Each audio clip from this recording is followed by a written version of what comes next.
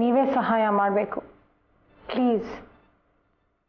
ಆದರೆ ಇಂಥ ವಿಷಯದಲ್ಲಿ ನಾನು ಹೇಗಮ್ಮ ಸಹಾಯ ಮಾಡಲಿ?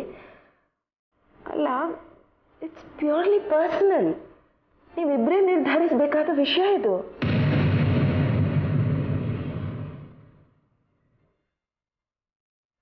ಇದೆಲ್ಲ ಹೇಗಾಯ್ತು ರಾಧಿಕಾ?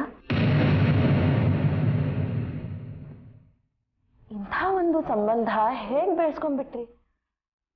ನಿಮ್ಮ ಭಾವನೆಗಳ ಬಗ್ಗೆ ಒಂದು ಖಚಿತವಾದ ಅಭಿಪ್ರಾಯ ಇಲ್ಲದೆ ಇದ್ದಾಗ?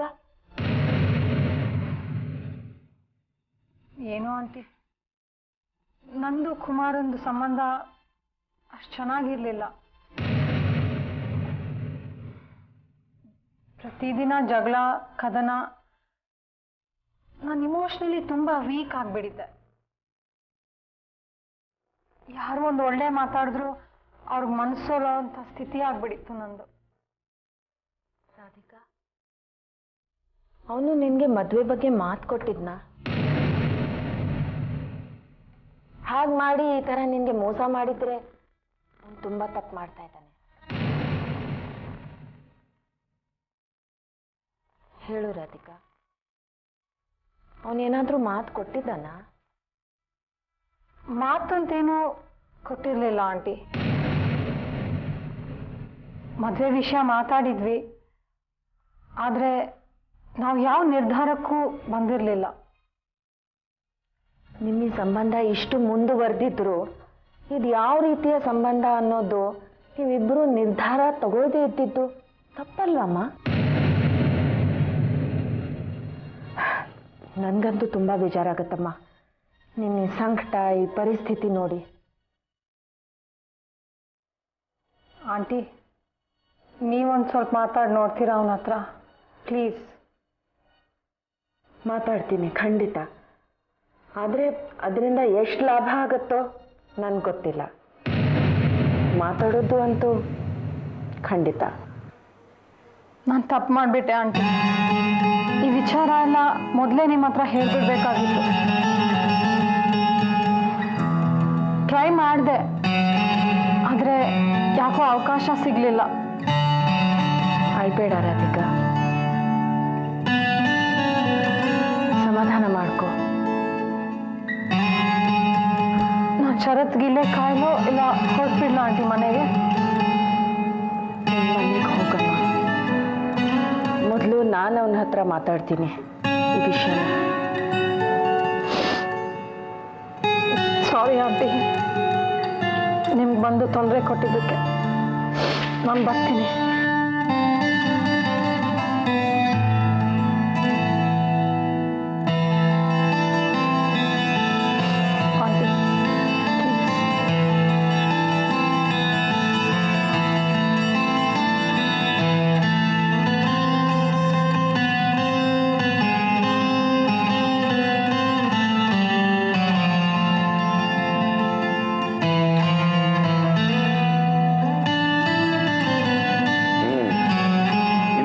ಸರಿಯಾಗಿದೆ ಅಂತೆ. ಅಲ್ಲ, ಓಕೆ, ನನ್ನ ಪ್ಲಾನ್ ಎಲ್ಲ ಅದು ಅಕ್ಸೆಪ್ಟ್ ಆಗೋಯ್ತು. ಈಗ ಅದೇ 1,56,000 ರೂಪಾಯಿನ ಎಕ್ಸೆಸ್ ಇದೆ ಅಂತಲ್ಲ, ಅದನ್ನು ಹೇಗೆ ನೀನು ಅಡ್ಜಸ್ಟ್ ಮಾಡ್ತೀಯ ಅಂತ ಕೇಳ್ತಾನೆ. ಆಗಲಿ, ನೀನು ನಾಳೆ ಸಂಜೆ ಒಳಗೆ ರೆಡಿ ಮಾಡು. ಒಳ್ಳೇದು.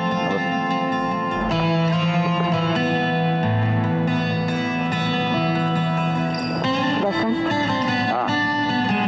ನಿಮ್ಮ ಹತ್ರ ಸ್ವಲ್ಪ ಮಾತಾಡಬೇಕಾಗಿತ್ತು. ಮಾತಾಡು. ಅಲ್ಲ, ಬಿಡು ಇದೆಯಾ ನಿಮಗೆ? ಬಿಡು ಇದೆಯಲ್ಲ, ಮಾತಾಡೆ.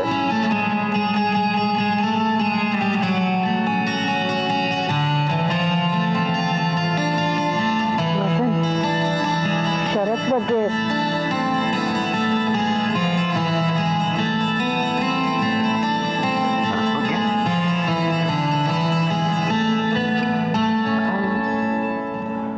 ವಾಪಸ್ ಹೋಗ್ತಾ ಇದ್ದಾನಂತ ಅಮೆರಿಕಾಗೆ. ನೋಡು ಶಿಶಿರ, ಅವನು ಏನೇನೋ ಹೇಳ್ಕೊಂಡು ಹೋಗ್ತಾ ಇರ್ತಾನೆ. ಇಲ್ಲ ವಸಂತ್, ಆ ವಿಷಯ ಅಲ್ಲ, ಬೇರೆ ವಿಷಯ. ಏನು ವಸಂತ್, ನಾನು ಹೇಳ್ತಿದ್ನಲ್ಲ, ರಾಧಿಕನ್ ಹೆಸರು ಹೇಳಿದ್ರೆ ಸಾಕು ಶರತ್ ವಿಚಿತ್ರವಾಗಿ ವರ್ತಿಸ್ತಾನೆ ಅಂತ.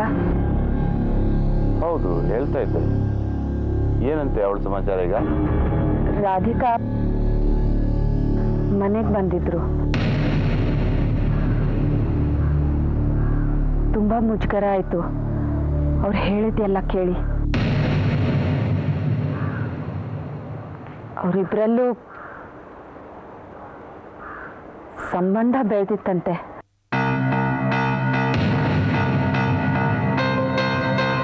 ಅವನು ಅಮೆರಿಕಾನಲ್ಲಿದ್ದಾಗ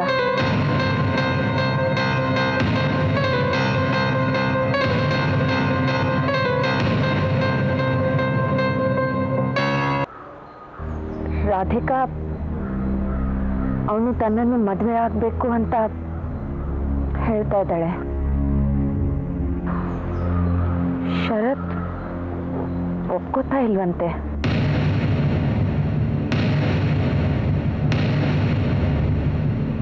ನೀನು ಶರತ್ ಹತ್ರ ಮಾತಾಡಿದ್ಯಾ? ಇಲ್ಲ, ರಾಧಿಕಾ ಮತ್ತೆ ಅವ್ರ ಅಮ್ಮ ನನ್ನ ಹತ್ರ ಬಂದು ಮಾತಾಡಿದ್ದು ಅವನಿಗಿನ್ನೂ ಗೊತ್ತಿಲ್ಲ.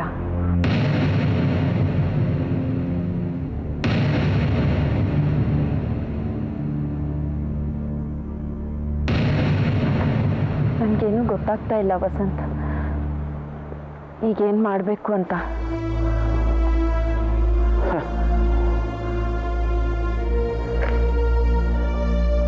ನನಗೂ ಏನು ಮಾಡಬೇಕು ಅಂತ ಗೊತ್ತಾಗ್ತಾ ಇಲ್ಲ ಶಿಶಿರ.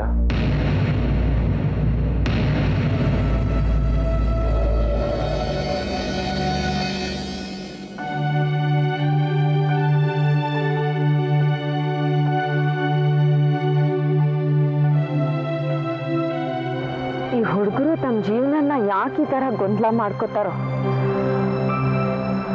ಹಾಗೆ ಅವ್ರು ತಿಳ್ಕೊಂಡಿದ್ದಾರೆ. ಅದೇ ಲೈಫ್ ಸ್ಟೈಲ್ ಅಂತ ಅವ್ರ ಭಾವನೆ. ಹೆಜ್ಜೆ ಹೆಜ್ಜೆಗೂ ಗೊಂದಲ ಮಾಡ್ಕೊಳ್ಳೋದು. ಅಲ್ಲ ಶಿಶಿರ, ಆ ಹಳೆ ಕಾಲದ ಜೀವನ ಶೈಲಿ ಎಷ್ಟು ಚೆನ್ನಾಗಿತ್ತು. ಆ ಕುಮಾರ್ ನಮ್ಮ ಶರತ್ ಬೆಸ್ಟ್ ಫ್ರೆಂಡ್ ಬೇರೆ.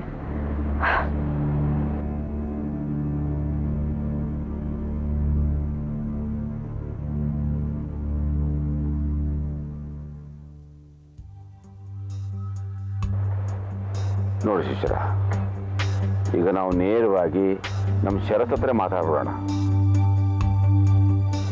ಒಂದು ವೇಳೆ ರಾಧಿಕಾ ಮದುವೆ ನಿಂತು ಹೋಗೋದಕ್ಕೆ ಶರತ್ತೇ ಕಾರಣ ಆದರೆ ಅವನೇ ಅವಳನ್ನ ಮದುವೆ ಮಾಡ್ಕೋಬೇಕು. ಹಾಗೆ ನಾವು ಒತ್ತಾಯ ಮಾಡಬೇಕು. ಇದಕ್ಕಿಂತ ಇನ್ನೇನು ಮಾಡೋಕ್ಕಾಗತ್ತೆ ನಾವು?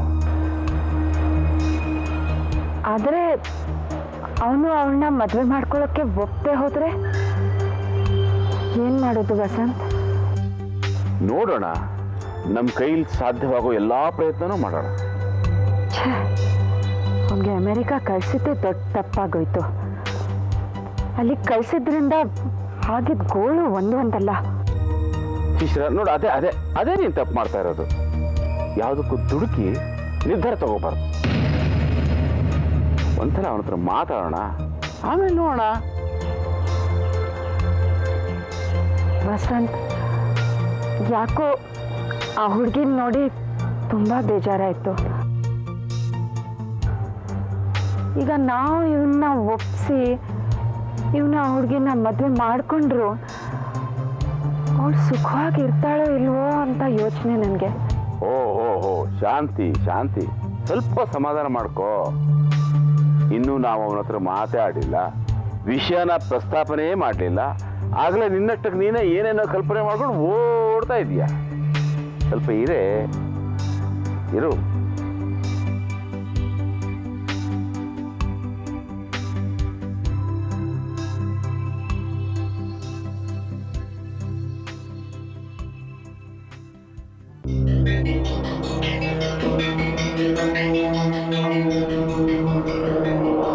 ನೋಡಪ್ಪ, ನನಗೊಂದು ಸ್ವಲ್ಪ ಟೈಮ್ ಬೇಕು.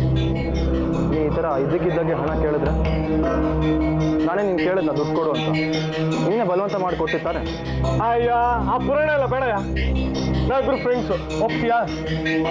ಆದರೆ ಹಣಕ್ಕೆ ಯಾರು ಫ್ರೆಂಡ್ಸ್ ಅಲ್ಲ, ತಿಳ್ಕೊ. ಬೇಡ, ನನಗೆ ದುಡ್ಡು ಬೇಕು. ಜಾಸ್ತಿ ಕ್ಲೆವರ್ ಆಗೋ ಅವಶ್ಯಕತೆ ಇಲ್ಲಮ್ಮ. ನಾನೇನು ಕ್ಲೆವರಾಗಿ ಆಡ್ತಾ ಇಲ್ಲ. ನಾ ಹೇಳ್ತಾ ಇರೋದು ಏನು ಅಂದರೆ ಸುಮ್ಮನೆ ಕುಯ್ ಕುಯ್ ಕುಯ್ ಕುಯ್ ಅನ್ಬೇಡಪ್ಪ. ಅಂದರೆ ಏನು ನೀನು ಹೇಳ್ತಾ ಇರೋದು?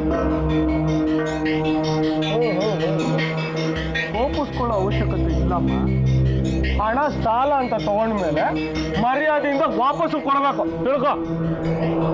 ನೀ ಕೊಟ್ಟಾಗ ಹಣ ಸಾಲ ಅಂತ ತಾನೇ ತೊಗೊಂಡಿದ್ದು ನಾನು.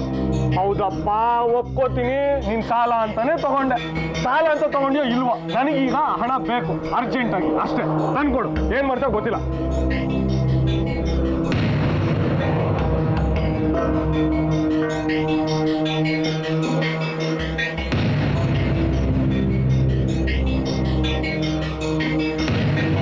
ಕೊಡ್ತೀನಪ್ಪ, ಖಂಡಿತ ನಿಂಗೆ ದುಡ್ಡು ನಿಂಗೆ ಕೊಡ್ತೀನಿ. ಆದರೆ ನಂಗೆ ಸ್ವಲ್ಪ ಟೈಮ್ ಕೊಡು. ಈ ಥರ ಇದ್ದಕ್ಕಿದ್ದಾಗೆ ಹಣ ಕೇಳಿದ್ರೆ ಎಲ್ಲಿಂದ ತಂದ್ಕೊಂಡಿ ನಾನು? ಅಯ್ಯ ಸ್ವಾಮಿ, ನನ್ಗೇನು ಗೊತ್ತು ಎಲ್ಲಿಂದ ತಂದ್ಕೊಡ್ತೀಯ ಅಂತ? ಅದನ್ನು ನಾನೇ ಹೇಳ್ಬೇಕಾ? ಬೇಡ, ಜೀವನದಲ್ಲಿ ಈ ಥರ ಸಿಚುವೇಶನ್ನ ಫೇಸ್ ಮಾಡೋದು ಕಲಿಬೇಕು. ಅದೇ ಜೀವನ. ಅದಕ್ಕೆ ಹೇಳೋದು ಸ್ವಲ್ಪ ಫ್ಲೆಕ್ಸಿಬಲ್ ಆಗಿರ್ಬೇಕು ಅಂತ. ಅದು ಮಾಡಲ್ಲ, ಇದು ಮಾಡ್ತೀನಿ, ಇದು ಮಾಡಲ್ಲ, ಅದು ಮಾಡ್ತೀನಿ, ಆ ಥರ ಎಲ್ಲ ಅಂದು ನಿರ್ಧಾರಗಳನ್ನು ತಗೊಂಡು ಜಗಿದ್ರೆ ಈಗ ತಗಲಾಕೊಳ್ಳೋದು.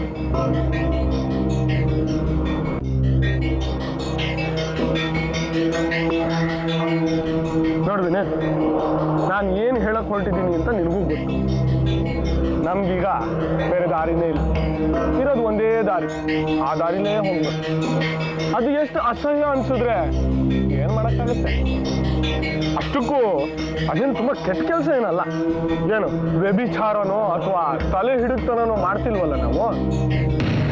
ನಾನು ಇಂಥ ಕೆಲಸ ಮಾಡ್ತೀನಿ ಅಂತ ನನಗೆ ನಂಬಕ್ಕಾಗ್ತಲ್ಲ. ಇಂಥ ಪರಿಸ್ಥಿತಿಗೆ ಬರೋದಕ್ಕೆ ನೀನೇ ತಾನೇ ಕಾರಣ.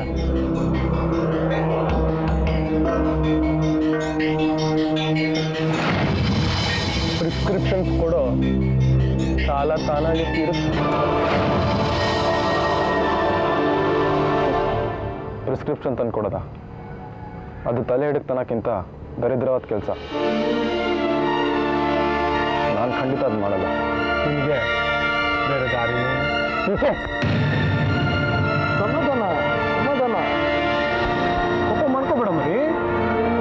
ಆದರೆ ನಿಜವಾಗ್ಲೂ ನನಗೆ ನಿನ್ನ ಕಂಡ್ರೆ ತುಂಬ ಇಷ್ಟ. ದರಿದ್ರದವನು ಮುಂಚೆಯಿಂದನೇ ಇತ್ತು ಅನ್ಸುತ್ತೆ ನಿಮ್ಗೆ ಈ ಪ್ಲ್ಯಾನ್. ನಾನು ಈ ಥರ ಸಾಲದಲ್ಲಿ ಸಿಕ್ಕಾಕ್ಸ್ಬಿಟ್ಟು ಕಚಡ ಕೆಲಸ ಮಾಡಿಸೋದು ಅಂತ.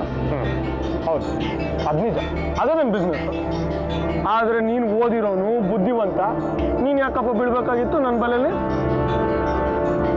ಒಂದು ವಾರ ಟೈಮ್ ಅಷ್ಟೇ. ಹಣ ಕೊಡು, ಇಲ್ಲ ಪ್ರಿಸ್ಕ್ರಿಪ್ಷನ್ ಅರ್ಥ ಆಯ್ತು. Still be friends. ಬಾಯ್.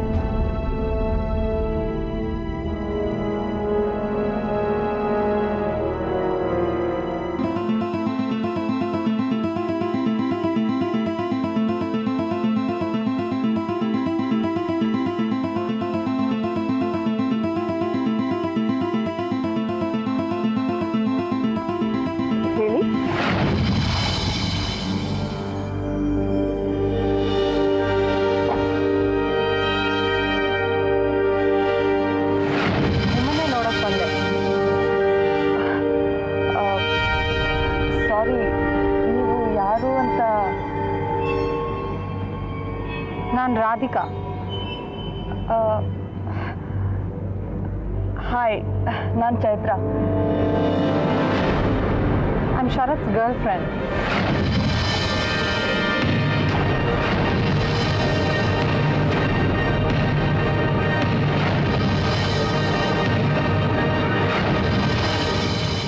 ಸಾರಿ, ಹೀಗೆ ಸಡನ್ನಾಗಿ ಬಂದು ನಿಮ್ಗೆ ಶಾಕ್ ಕೊಡ್ತಾ ಇದ್ದೀನಿ. ಆದರೆ ಬೇರೆ ದಾರಿನೇ ಇರಲಿಲ್ಲ ನನಗೆ. ಈ ಕಣ್ಣ ಮುಚ್ಚಾಲೆ ಆಟ ಸಾಕು ಅನ್ನಿಸ್ತು. ಅದಕ್ಕೆ ಕಣ್ಣ ಮುಚ್ಚಾಲೆನಾ? ಅವ್ನು ಮುಂಚೆನೇ ಹೇಳ್ಬಿಡ್ಬೇಕಾಗಿತ್ತು ಇದೆಲ್ಲ ನಿಮ್ಮ ಹತ್ರ. ನಾನು ಅವನು US ಒಬ್ಬರೊಬ್ಬರನ್ನ ಮೀಟ್ ಮಾಡ್ತಾ ಇದ್ವಿ 6 ತಿಂಗಳಿಂದ. ಶರತ್ ಇದ್ರ ಬಗ್ಗೆ ನನಗೆ ಏನೂ ಹೇಳೇ ಇರಲಿಲ್ಲ. ಹೌದು, ನನಗೂ ಅದು ತಿಳಿತು. ಅದಕ್ಕೆ ನಾನೇ ನಿಮ್ಮ ಹತ್ರ ಎಲ್ಲ ವಿಚಾರ ಹೇಳಿ ನಿಮ್ಗೆ ಎಚ್ಚರಿಕೆ ಕೊಡೋಣ ಅಂತ ಬಂದಿದ್ದು.